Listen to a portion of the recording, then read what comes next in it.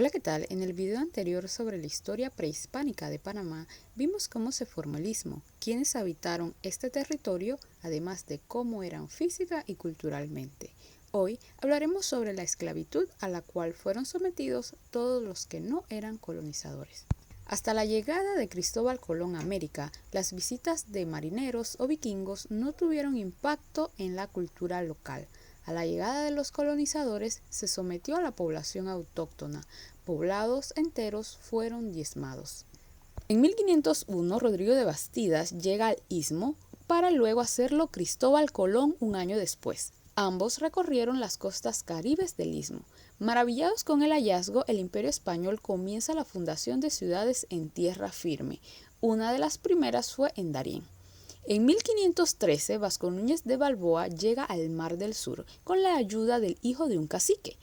Esto hace que se funde la primera ciudad española en el lado Pacífico en 1519 y propicia la llegada a Perú al saqueo de sus recursos y el transporte por el istmo de la mercancía que iba hacia España.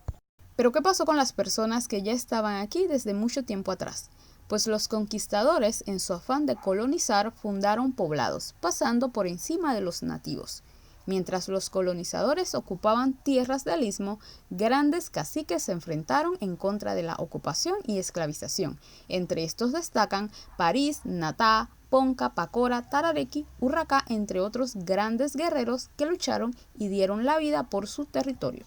Durante la conquista, pueblos originarios fueron sometidos. La imposición de idiomas, normas sociales y religiones foráneas causó graves consecuencias entre los locales, provocando cambios rápidos en agrupaciones enteras. Ejemplo de estos son los grupos de la lengua cueva y los cacicazgos fértiles y bien poblados de Coclé, Azuero y Chiriquí, quienes perdieron su identidad cultural en menos de 2 generaciones. Para 1530 la población de Darién prácticamente había desaparecido. Otro de los factores que contribuyeron a la disminución de la población originaria en el istmo fue que los conquistadores españoles se llevaron a hombres jóvenes a Perú para la extracción de las minas. Según crónicas de Gaspar de Espinosa, de Panamá salieron 10.000 hombres a Perú. Estos eran esclavizados y mandados a las minas para extraer oro, en condiciones deplorables, igual que los que se quedaron en el istmo. Otro factor fue la introducción de enfermedades a la cual la población no tenía defensas, como la sífilis, que acabó con la vida de muchas personas, incluyendo sobre todo la población autóctona del territorio. Y por último, la disminución de la reproducción entre los pobladores originarios. Durante la colonia, los nativos fueron repartidos a través de encomiendas. Un encomendadero tenía la función de enseñar sus doctrinas y apartar a los pobladores autóctonos de sus costumbres y españolizarlos. Un aproximado de 22 cacicazgos que se localizaban desde Chepo hasta Coclé fueron repartidos en unos 102 encomendaderos. La colonia decide suprimir los encomendaderos de 1551 a 1552, liberando a los nativos que estaban en los encomendaderos de la capital, fundando los pueblos de Otoque, Taboga y Cerro Cabra. En 1558 se liberan los de Natá y se funda Olá, Parita y Cubita. A estos pueblos se le asignaron circuitos para su cultivo y crianza. Con su producción pagarían tributos e impuestos a la corona y otros se ubicaron en las partes montañosas del istmo. Mientras la corona había impuesto la separación entre nativos y españoles, el mestizaje se dio cuando los campesinos, blancos, negros, mulatos, libertos e indios dispersos comenzaron a mezclarse entre sí. Después del desgaste de los nativos, se introdujeron negros como esclavos para las largas faenas y el trabajo en las minas, a las cuales eran igualmente explotados.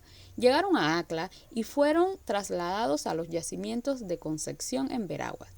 En 1561 había 450 negros en las minas y para 1577 ya habían 2.000. La crueldad que tenían los conquistadores para con ello eran tal que también se rebelaron y huyeron hasta la selva y las montañas en busca de refugio como nómadas, con una dieta que consistía en fruta, caza y pesca. El primer alzamiento negro pudo darse en 1531 en la ciudad de Acla. Se cuenta que al rebelarse hacían alianzas con los caciques o los piratas, causándole pérdidas a los españoles. Entre personajes destacados de esta rebelión destaca Felipillo, que en 1549 huyó llevando consigo esclavos al Golfo de San Miguel, estableciendo en este lugar su palenque, que así se denominaba los poblados de los negros rebeldes. El castigo para los negros rebeldes era igual que para los pobladores autóctonos.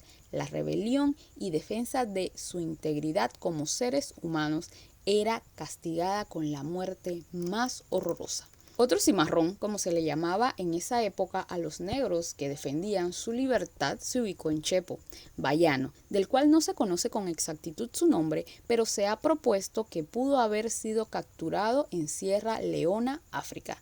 Se cuenta que su rebelión inició desde el barco negrero donde venía, en 1552. Su palenque estaba cerca del río Chepo, conocido luego como río Bayano en su honor. Panamá se independizó de España en 1821. Sin embargo, no fueron liberados los esclavos, ya que los dueños de esclavos pertenecían a la élite revolucionaria. En su lugar, se aprobó la ley del vientre libre, en donde todos los nacidos después de 1821 nacerían libres. Además, se aprobó la ley de manumisión, que rescataba esclavos a través de dineros destinados para ese fin.